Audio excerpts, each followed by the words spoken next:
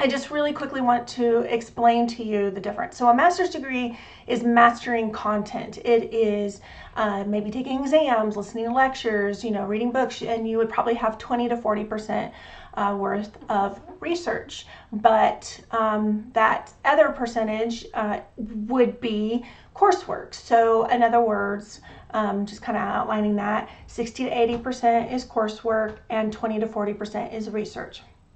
When you do a doctorate degree, the biggest component of that is that you're going to step into being a scholar, that you are sitting in a room full of scholars and you're all having a conversation and you are interjecting new content, okay? So coursework in a doctorate is 20 to 40%, where research is 60 to 80%. So what that means is we are literally trying to teach you how to be a researcher. That is what a doctorate is. And so it's so important that that is a bulk of what you are doing, is the research. Now, that does not mean you're quoting a bunch of people. It means that you're citing a bunch of people. So in other words, there's somebody that backs up your thought process. So I know it's weird because this first couple weeks we're doing this day by day thing where you're doing reflections, which may seem like that does not lend itself to research, but I specifically picked this particular topic because I need you to start understanding that even in those moments you are including research. So your thought process is backed up by somebody else and what you are learning. So as you're reflecting not just on what you think, but what other scholars have said as well. And so it's important that you start to learn this, because if you don't, when you get your dissertation, you're really going to struggle, because in a dissertation you're going to get so much feedback. It's not an easy process. It is a doable process, and it's really about perseverance. It's not about how smart you are. It's, are you willing to do what you need to do and persevere through the process. But a master's degree, I saw this quote, I thought this was interesting. It says, a master's degree teaches you to master existing knowledge and apply it effectively. Okay, you've done that, you got your master's degree, but now a doctorate trains you to create new knowledge and push the boundaries of your field through research. So basically what you're doing is you're looking at the research and seeing if it backs up what your thought process is, and then eventually you'll begin to add to the research, so now someone else that's maybe in a master's or doctorate degree can cite you. So that's kind of the biggest difference. It's important that you are following the structure. This is not a master's degree, and so yes, there's going to be moments where you're like, this is overwhelming. That's part of the process. But you have to follow the formatting. The formatting is an APA format, which means you should have a cover sheet. You should double space. You should have a reference page that is cited per APA, and it should have a hanging indent. It should be alphabetized. It should be double spaced. The entire thing should be double spaced. It should be in Times New Roman. None of these are negotiable. And so this week I marked off 3 points for anybody who did not adhere to one of these standards. But starting next week, I will go up on that.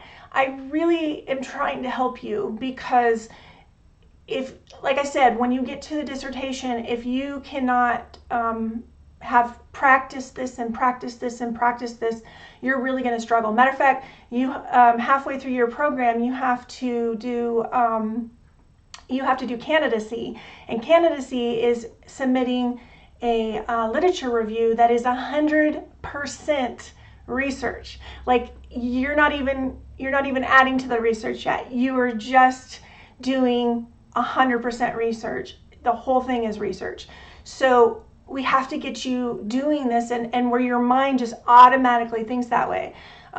If you ever have to present portfolios or anything within your industry, and or somebody is called on to look up research for sales or what, it doesn't matter what your industry is, you should be able to do research very easily after completing this program, because that's what a doctorate is. And so I just really need people to understand that. because we're still having people that aren't understanding that and are not doing those things. One citation is not enough. Like I said, it should be a room full of scholars having conversation. I let 2 go. I marked down for just 1. I know some people were just citing the book that the questions were in, but who else agrees with that topic? Who else out there says, yeah, that's true? Go find them, plug them in. Original research is fine. Someone asked me about if they could include blogs and stuff like that. If that person is credible, sure. It has to be a credible source, though. It can't just be some teenager who's sitting in his room and, or some young person who's sitting in the room coming up with things that they think they know about. It must have some credibility to it. So yes, you can use YouTube videos and blogs and stuff like that. You can cite me, if I say something. Cite the YouTube videos you're watching in your class. Cite the different books and stuff that you've read along the way. And I honestly encourage you to grab research that fits within what you're trying to do. So if you're trying to be a teacher, you should be looking for educational resources that go along with what you're doing. If you are an organization, you do that. If you're trying to be in a nursing environment, you do that. Cultural environment, you do that. You just pull in those resources that go, because as you collect the different resources, by the time you get to your dissertation, you should have hundreds of resources already to pull from that you can go back. So when I did my doctoral program, every single time I would read something for an assignment, I was always looking for higher education sources that went along with what my topic was going to be. And if I could plug those in, I did. If not, I just tossed them into a folder and I had them. So by the time I got to my dissertation, I had a whole slew of articles and books that I had looked at along the way. So I highly, highly recommend this. Every single class is trying to teach you how to do this so that when you get to your final one, you have that. So it's not about the coursework. It really isn't. It's about getting you prepared for your dissertation. And so everything is moving you in that direction. Once you get through candidacy, like I said, that's going to be a literature review on your topic. Once you get through that, your next step is going to be to create your own coursework. And you have got to build research into that, because whoever teaches those courses for you will be looking for that. So I think I'm teaching one of the humanities ones, so I will be looking for that. Any other professor will be looking for that. So if you can get there, you will be so much farther along. So I hope this helps.